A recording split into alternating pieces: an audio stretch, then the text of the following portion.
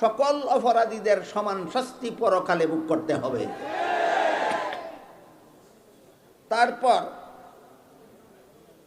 সন্ত্রাস দমনের ব্যবস্থা প্রদান করেছেন আল্লাহ সূরা মায়েদার 33 নম্বর আয়াতে। সেখানে আল্লাহ বলেন, ইন্নামা জাযাউল্লাযীনা ইউহারিবুনাল্লাহা ওয়া রাসূলাহু ইলা আখিরিল আয়াত। এটা সূরা মায়েদার 33 নম্বর আয়াত। আমি গতকাল আপনাদের সামনে তিলাওয়াত করেছি। সূরা মায়েদার 33 নম্বর আয়াতে আল্লাহ দেশের যাবতীয় সন্ত্রাস বন্ধ করার ব্যবস্থা প্রদান করেছেন। আপনারা দুনিয়াতে যত ধর্ম চালু আছে খুঁজে দেখেন, রাষ্ট্রীয়ভাবে এই সমস্ত অপকর্ম বন্ধ করার ব্যবস্থা কোনো ধর্মে নাই। রাষ্ট্রীয়ভাবে এই সমস্ত অপকর্ম বন্ধ করার ব্যবস্থা কোনো ধর্মে নাই। সুতরাং ধর্মগুলি কমপ্লিট না ইনকমপ্লিট? অন্য সবগুলি ধর্ম ইনকমপ্লিট। একমাত্র কমপ্লিট ধর্ম যদি দুনিয়াতে থাকে একমাত্র ইসলাম। কথাটা বুঝাতে গিয়ে আবার অনেকে পেঁচ লাগাইয়া দেয়। কথাটা হইল ইসলাম একমাত্র পরিপূর্ণ ধর্ম, অন্যান্য ধর্মের মতো অপূর্ণ ধর্ম নয়। এই কথাটা বলতে গিয়ে অনেকে বলে ফেলে ইসলাম কোনো ধর্ম নয়। কি বুঝলেন আপনারা? ইসলাম কোনো ধর্ম নয়, না অন্যান্য ধর্মের মতো অপূর্ণ ধর্ম নয়। ইসলাম কোনো ধর্ম নয়, এটা যদি না বুঝে বলে তাকে, তাহলে এটা নিয়ে কোনো সমালোচনা করব না। বুঝে শুনে যদি কেউ বলে ইসলাম কোনো ধর্ম নয়, তাহলে সে মুসলমানই থাকবে না। এই প্যাচ লাগায় কেন? কারণ কথাটা ক্লিয়ার করা দরকার। ইসলাম অন্যান্য ধর্মের মতো অপূর্ণ ধর্ম নয়, ইসলাম একটা পরিপূর্ণ ধর্ম। এখানে রয়েছে মানব জীবনের সর্বযুগের সর্বলোকের সব সমস্যার সমাধান। ব্যক্তি জীবনের সব সমস্যার সমাধান, পারিবারিক জীবনের সব সমস্যার সমাধান, সামাজিক জীবনের সব সমস্যার সমাধান, রাষ্ট্রীয় জীবনের সব সমস্যার সমাধান, আন্তর্জাতিক জীবনের সব সমস্যার সমাধান। এই প্রসঙ্গে উদাহরণ দিতে গিয়া গতকাল বলেছিলাম, সব সমস্যার মধ্যে সন্ত্রাস তো একটা সমস্যা। রাষ্ট্রীয় যত সমস্যা আছে এর মধ্যে সন্ত্রাসও একটা সমস্যা। বলেন এর সমাধান ইসলামে নাই? কোন সূরার কত নম্বর আয়াতে? সূরা মায়েদার 33 নম্বর আয়াতে সমাধান দিয়ে আল্লাহ কি বলেছেন একটু পরে বলি। সন্ত্রাস কাকে বলে গতকাল বলেছি, যাদের মনে নাই আবার স্মরণ করাইয়া দিই। দল বেঁধে অস্ত্র নিয়ে নির্দোষের উপর হামলা করার নাম সন্ত্রাস। দল বেঁধে অস্ত্র নিয়ে নির্দোষের উপর হামলা করার নাম সন্ত্রাস। গতকাল বলেছি এটা এক পর্যায়ে দুই প্রকার, একটা জাতীয় সন্ত্রাস, একটা আন্তর্জাতিক সন্ত্রাস। গতকাল আন্তর্জাতিক সন্ত্রাস সম্পর্কে সামান্য আভাস দিয়েছি আপনাদের।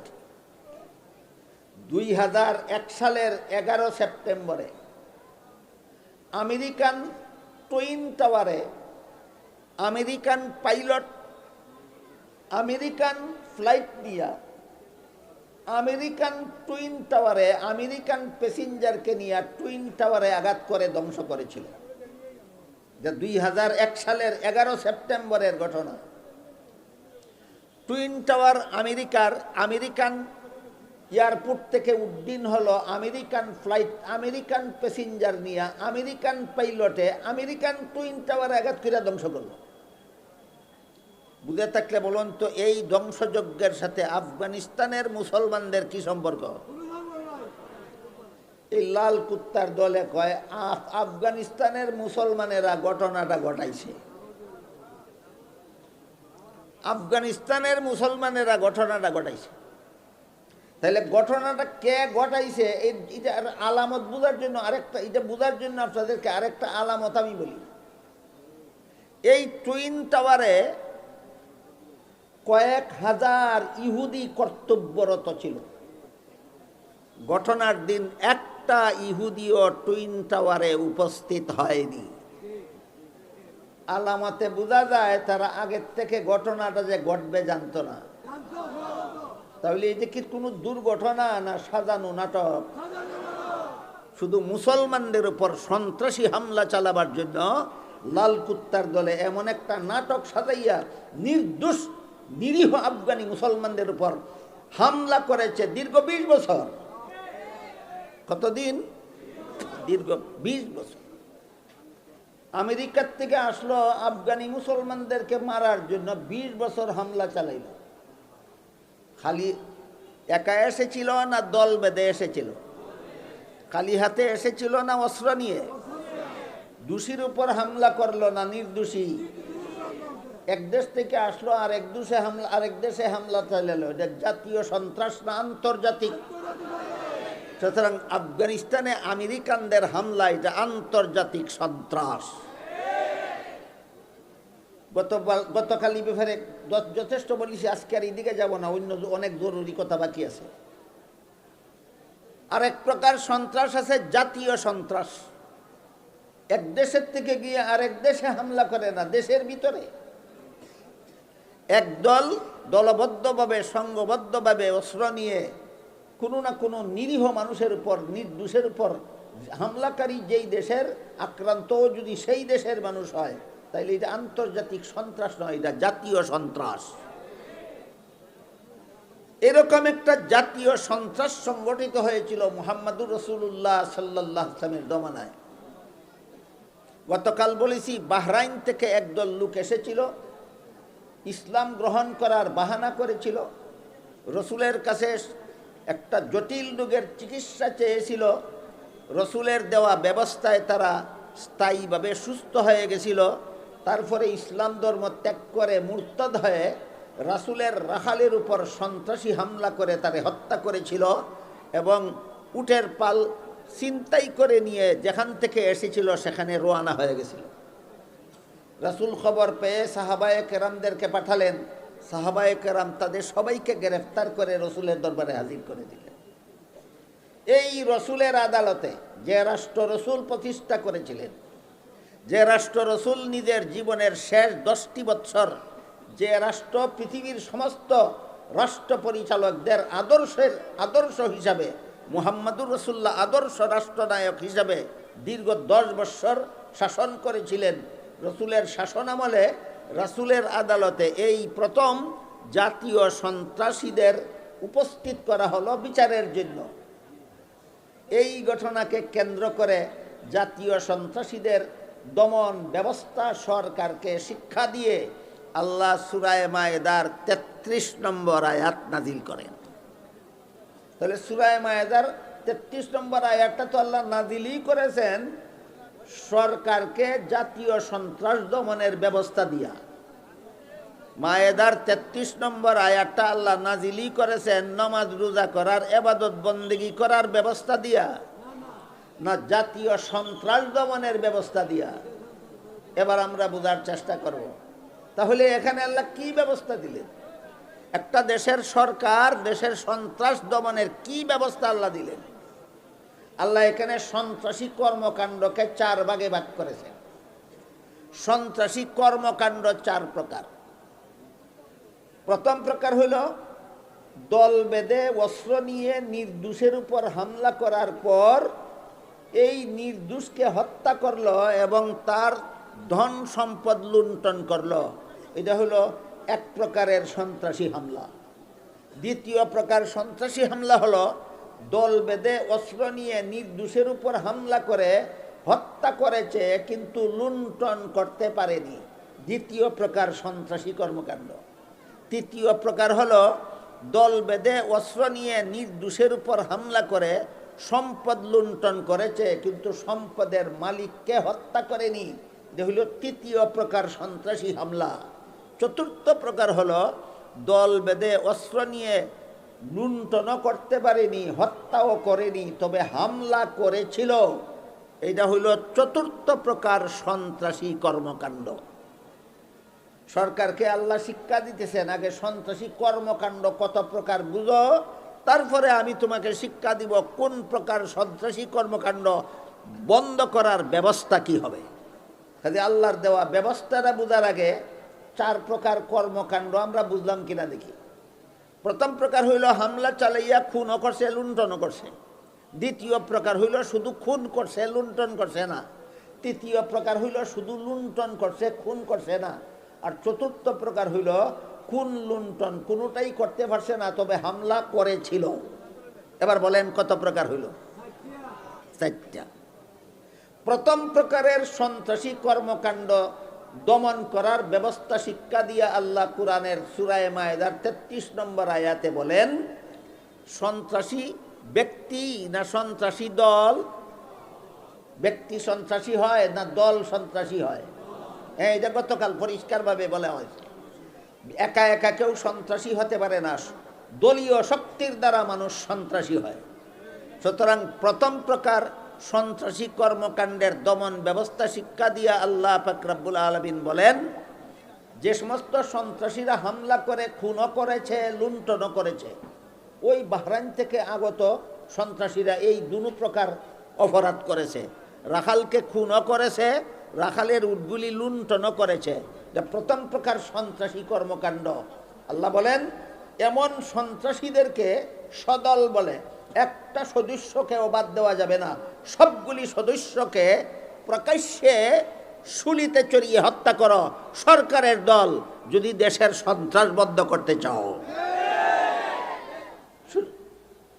কুরআনে সন্ত্রাস দমনের কোনো ব্যবস্থা আল্লাহ সরকারকে শিক্ষা দেননি।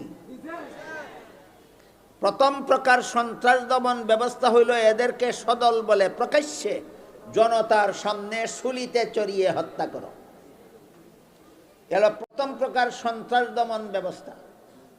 দ্বিতীয় প্রকার সন্ত্রাস দমন সন্ত্রাস হইল হামলা করে খুন করেছে কিন্তু লুণ্ঠন করেনি।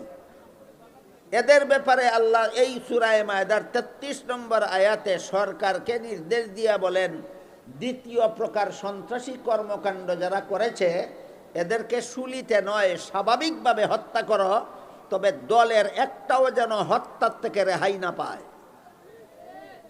এখানে তাফসীরের কিতাবে একটা প্রশ্ন উত্থাপন করা হয়েছে, সেই প্রশ্নের জবাবটা অত্যন্ত গুরুত্বপূর্ণ। ধরেন একটা সন্ত্রাসী দলের মধ্যে 50 জন সদস্য আছে। 50 জন লোকে একসাথে কি একটা মানুষকে মারার জন্য গুলি করে? না 1-2 জনে গুলি করে? তো খুনি কি 50 জন হইল না খুনি 1-2 জন হইল? কিন্তু সন্ত্রাস দমন ব্যবস্থাতে আল্লাহ বলেন, যদিও গলা কেটে থাকে 1-2 জনে, যদিও ছুরিকাঘাত করে থাকে 1-2 জনে, যদিও লাঠি দিয়ে নিরীহের মাথায় বাড়ি দিয়ে থাকে 1-2 জনে, কিন্তু সরকারের দেখতে হবে এদের দলের সদস্য কজন। যদি দেখা যায় দলের সদস্য 50 জন কিন্তু মারছে 3 জনে, আল্লাহ বলেন 3 জনকে হত্যা করলে হবে না, 50টার 50টাকেই হত্যা করতে হবে। এখানে 2টা কথা আছে। একটা কথা হইল সাধারণ খুনের বিচারে আর সন্ত্রাসের বিচারে বেশ কম আছে। সাধারণ খুনের বিচার হইল শুধু খুনিকে হত্যা করো। সাধারণ খুনের বিচার কি? শুধু খুনিকে হত্যা করো। কিন্তু সন্ত্রাসী খুনি যারা, আল্লাহ বলেন শুধু খুনিকে হত্যা করলে হবে না, তার দলের যত সদস্য আছে সবটির হত্যা করো। এর কারণ কি? তাফসীরের কিতাবে লেখা আছে, কারণ হইল 50 সদস্য বিশিষ্ট সন্ত্রাসী দলের 3 জনে যে একটা নিরীহ মানুষকে পিটাইয়া মারল, 3 জনের বলে না বাকি 47 জনের সহযোগিতায়। সুতরাং অপরাধে সবটি সমান, অপরাধে সবটি বুঝে থাকলে এবার বলেন তো, আল্লাহর বিধানে সাধারণ খুনের বিচারে আর সন্ত্রাসীদের খুনের বিচার একরকম না? আকাশ পাতাল ব্যবধান, আকাশ পাতাল ব্যবধান। এই হলো দ্বিতীয় প্রকার সন্ত্রাসী কাণ্ড দমন করার সরকারি ব্যবস্থা, আল্লাহ প্রদত্ত ব্যবস্থা। তৃতীয় প্রকার সন্ত্রাসী কর্মকাণ্ড হলো দল বেঁধে অস্ত্র নিয়ে হামলা চালিয়ে লুণ্ঠন করেছে, খুন করেনি। দ্বিতীয় ব্যবস্থা ছিল খুন করেছে, লুণ্ঠন করেনি। আর তৃতীয় ব্যবস্থা হইল লুণ্ঠন করেছে, খুন করেনি। আল্লাহ পাক রব্বুল আলামিন বলেন, এই সন্ত্রাসীদের সবগুলি সদস্যের এক পাশের হাত আর এক পাশের পা কেটে দাও। সকল অপরাধীদের সমান শাস্তি পরকালে ভোগ করতে হবে। তারপর সন্ত্রাস দমনের ব্যবস্থা প্রদান করেছেন আল্লাহ সূরা মায়েদার 33 নম্বর আয়াতে। সেখানে আল্লাহ বলেন, ইন্নামা জাযাউল্লাযীনা ইউহারিবুনাল্লাহা ওয়া রাসূলাহু ইলা আখিরিল আয়াহ। এটা সূরা মায়েদার 33 নম্বর আয়াত। আমি গতকাল আপনাদের সামনে তিলাওয়াত করেছি। সূরা মায়েদার 33 নম্বর আয়াতে আল্লাহ দেশের যাবতীয় সন্ত্রাস বন্ধ করার ব্যবস্থা প্রদান করেছেন। আপনারা দুনিয়াতে যত ধর্ম চালু আছে খুঁজে দেখেন, রাষ্ট্রীয়ভাবে এই সমস্ত অপকর্ম বন্ধ করার ব্যবস্থা কোনো ধর্মে নাই। রাষ্ট্রীয়ভাবে এই সমস্ত অপকর্ম বন্ধ করার ব্যবস্থা কোনো ধর্মে নাই। সুতরাং ধর্মগুলি কমপ্লিট না ইনকমপ্লিট? অন্য সবগুলি ধর্ম ইনকমপ্লিট। একমাত্র কমপ্লিট ধর্ম যদি দুনিয়াতে থাকে একমাত্র ইসলাম। কথাটা বুঝাতে গিয়ে আবার অনেকে পেঁচ লাগাইয়া দেয়। কথাটা হইল ইসলাম একমাত্র পরিপূর্ণ ধর্ম, অন্যান্য ধর্মের মতো অপূর্ণ ধর্ম নয়। এই কথাটা বলতে গিয়ে অনেকে বলে ফেলে ইসলাম কোনো ধর্ম নয়। কি বুঝলেন আপনারা? ইসলাম কোনো ধর্ম নয়, না অন্যান্য ধর্মের মতো অপূর্ণ ধর্ম নয়। ইসলাম কোনো ধর্ম নয়, এটা যদি না বুঝে বলে তাকে, তাহলে এটা নিয়ে কোনো সমালোচনা করব না। বুঝে শুনে যদি কেউ বলে ইসলাম কোনো ধর্ম নয়, তাহলে সে মুসলমানই থাকবে না। এই প্যাচ লাগায় কেন? কারণ কথাটা ক্লিয়ার করা দরকার। ইসলাম অন্যান্য ধর্মের মতো অপূর্ণ ধর্ম নয়, ইসলাম একটা পরিপূর্ণ ধর্ম। এখানে রয়েছে মানব জীবনের সর্বযুগের সর্বলোকের সব সমস্যার সমাধান। ব্যক্তি জীবনের সব সমস্যার সমাধান, পারিবারিক জীবনের সব সমস্যার সমাধান, সামাজিক জীবনের সব সমস্যার সমাধান, রাষ্ট্রীয় জীবনের সব সমস্যার সমাধান, আন্তর্জাতিক জীবনের সব সমস্যার সমাধান। এই প্রসঙ্গে উদাহরণ দিতে গিয়া গতকাল বলেছিলাম, সব সমস্যার মধ্যে সন্ত্রাসও তো একটা সমস্যা। রাষ্ট্রীয় যত সমস্যা আছে এর মধ্যে সন্ত্রাসও একটা সমস্যা। বলেন এর সমাধান ইসলামে নাই? কোন সূরার কত নম্বর আয়াতে? সূরা মায়েদার 33 নম্বর আয়াতে সমাধান দিয়ে আল্লাহ কি বলেছেন একটু পরে বলি। সন্ত্রাস কাকে বলে গতকাল বলেছি, যাদের মনে নাই আবার স্মরণ করাইয়া দিই। দল বেঁধে অস্ত্র নিয়ে নির্দোষের উপর হামলা করার নাম সন্ত্রাস। দল বেঁধে অস্ত্র নিয়ে নির্দোষের উপর হামলা করার নাম সন্ত্রাস। গতকাল বলেছি এটা এক পর্যায়ে দুই প্রকার, একটা জাতীয় সন্ত্রাস, একটা আন্তর্জাতিক সন্ত্রাস। গতকাল আন্তর্জাতিক সন্ত্রাস সম্পর্কে সামান্য আভাস দিয়েছি আপনাদের। 2001 সালের 11 সেপ্টেম্বরে আমেরিকান টুইন টাওয়ারে আমেরিকান পাইলট আমেরিকান ফ্লাইট দিয়া আমেরিকান টুইন টাওয়ারে আমেরিকান প্যাসেঞ্জারকে নিয়ে টুইন টাওয়ারে আঘাত করে ধ্বংস করেছিল। যা 2001 সালের 11 সেপ্টেম্বরের ঘটনা। টুইন টাওয়ার আমেরিকান এয়ারপোর্ট থেকে উড্ডীন হলো আমেরিকান ফ্লাইট, আমেরিকান প্যাসেঞ্জার নিয়ে আমেরিকান পাইলটে আমেরিকান টুইন টাওয়ারে আঘাত করে ধ্বংস করলো। বুঝে থাকলে বলুন তো, এই ধ্বংসযজ্ঞের সাথে আফগানিস্তানের মুসলমানদের কি সম্পর্ক? এই লাল কুত্তার দলে কয় আফগানিস্তানের মুসলমানেরা ঘটনাটা ঘটাইছে। আফগানিস্তানের মুসলমানেরা ঘটনাটা ঘটাইছে। তাহলে ঘটনাটা কে ঘটাইছে এটার আলামত বোঝার জন্য আরেকটা, এটা বোঝার জন্য আপনাদেরকে আরেকটা আলামত আমি বলি। এই টুইন টাওয়ারে কয়েক হাজার ইহুদি কর্তব্যরত ছিল। ঘটনার দিন একটা ইহুদিও টুইন টাওয়ারে উপস্থিত হয়নি। আলামতে বোঝা যায় তারা আগের থেকে ঘটনাটা যে ঘটবে জানতো না। তাহলে এটা কি কোনো দুর্ঘটনা না সাজানো নাটক? শুধু মুসলমানদের উপর সন্ত্রাসী হামলা চালাবার জন্য লাল কুত্তার দলে এমন একটা নাটক সাজাইয়া নির্দোষ নিরীহ আফগানি মুসলমানদের উপর হামলা করেছে দীর্ঘ 20 বছর। কতদিন? দীর্ঘ 20 বছর। আমেরিকার থেকে আসলো আফগানি মুসলমানদেরকে মারার জন্য 20 বছর হামলা চালাইল। খালি একা এসেছিল না দল বেঁধে এসেছিল? খালি হাতে এসেছিল না অস্ত্র নিয়ে? দোষীর উপর হামলা করলো না নির্দোষী? এক দেশ থেকে আসলো আর আরেক দেশে হামলা চালালো। এটা জাতীয় সন্ত্রাস না আন্তর্জাতিক? সুতরাং আফগানিস্তানে আমেরিকানদের হামলা এটা আন্তর্জাতিক সন্ত্রাস। গতকালই ব্যাপারে যথেষ্ট বলিস, আজকে আর এদিকে যাব না, অন্য অনেক জরুরি কথা বাকি আছে। আরেক প্রকার সন্ত্রাস আছে জাতীয় সন্ত্রাস। এক দেশের থেকে গিয়ে আরেক দেশে হামলা করে না, দেশের ভিতরে একদল দলবদ্ধভাবে সংঘবদ্ধভাবে অস্ত্র নিয়ে কোনো না কোনো নিরীহ মানুষের উপর নির্দোষের উপর হামলাকারী যেই দেশের আক্রান্ত যদি সেই দেশের মানুষ হয় তাইলে এটা আন্তর্জাতিক সন্ত্রাস নয়, এটা জাতীয় সন্ত্রাস। এরকম একটা জাতীয় সন্ত্রাস সংগঠিত হয়েছিল মুহাম্মদুর রাসূলুল্লাহ সাল্লাল্লাহু আলাইহি ওয়াসাল্লামের জমানায়। গতকাল বলেছি বাহরাইন থেকে একদল লোক এসেছিল, ইসলাম গ্রহণ করার বাহানা করেছিল, রসুলের কাছে একটা জটিল রোগের চিকিৎসা চেয়েছিল। রসুলের দেওয়া ব্যবস্থায় তারা স্থায়ীভাবে সুস্থ হয়ে গেছিল। তারপরে ইসলাম ধর্ম ত্যাগ করে মুরতাদ হয়ে রাসূলের রাখালের উপর সন্ত্রাসী হামলা করে তারে হত্যা করেছিল এবং উটের পাল ছিনতাই করে নিয়ে যেখান থেকে এসেছিল সেখানে রওনা হয়ে গেছিল। রাসূল খবর পেয়ে সাহাবায়ে কেরামদেরকে পাঠালেন। সাহাবায়ে কেরাম তাদের সবাইকে গ্রেফতার করে রসুলের দরবারে হাজির করে দিলেন।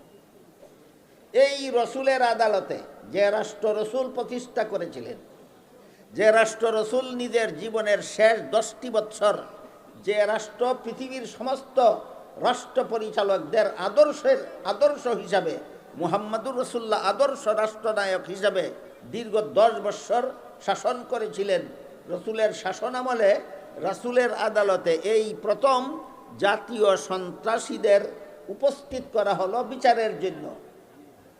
এই ঘটনাকে কেন্দ্র করে জাতীয় সন্ত্রাসীদের দমন ব্যবস্থা সরকারকে শিক্ষা দিয়ে আল্লাহ সূরা মায়েদার 33 নম্বর আয়াত নাজিল করেন। তাহলে সূরা মায়েদার 33 নম্বর আয়াতটা তো আল্লাহ নাজিলই করেছেন সরকারকে জাতীয় সন্ত্রাস দমনের ব্যবস্থা দিয়া। মায়েদার 33 নম্বর আয়াতটা আল্লাহ নাজিলই করেছেন নামাজ রোজা করার, ইবাদত বন্দেগী করার ব্যবস্থা দিয়া, না জাতীয় সন্ত্রাস দমনের ব্যবস্থা দিয়া? এবার আমরা বোঝার চেষ্টা করব। তাহলে এখানে আল্লাহ কি ব্যবস্থা দিলেন? একটা দেশের সরকার দেশের সন্ত্রাস দমনের কি ব্যবস্থা আল্লাহ দিলেন? আল্লাহ এখানে সন্ত্রাসী কর্মকাণ্ডকে 4 ভাগে ভাগ করেছেন। সন্ত্রাসী কর্মকাণ্ড 4 প্রকার। প্রথম প্রকার হইল দল বেঁধে অস্ত্র নিয়ে নির্দোষের উপর হামলা করার পর এই নির্দোষকে হত্যা করলো এবং তার ধন সম্পদ লুণ্ঠন করলো। এটা হলো এক প্রকারের সন্ত্রাসী হামলা।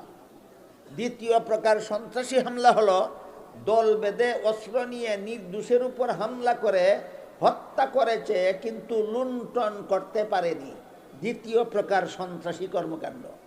তৃতীয় প্রকার হলো দল বেঁধে অস্ত্র নিয়ে নির্দোষের উপর হামলা করে সম্পদ লুণ্ঠন করেছে কিন্তু সম্পদের মালিককে হত্যা করেনি, এটা হইল তৃতীয় প্রকার সন্ত্রাসী হামলা।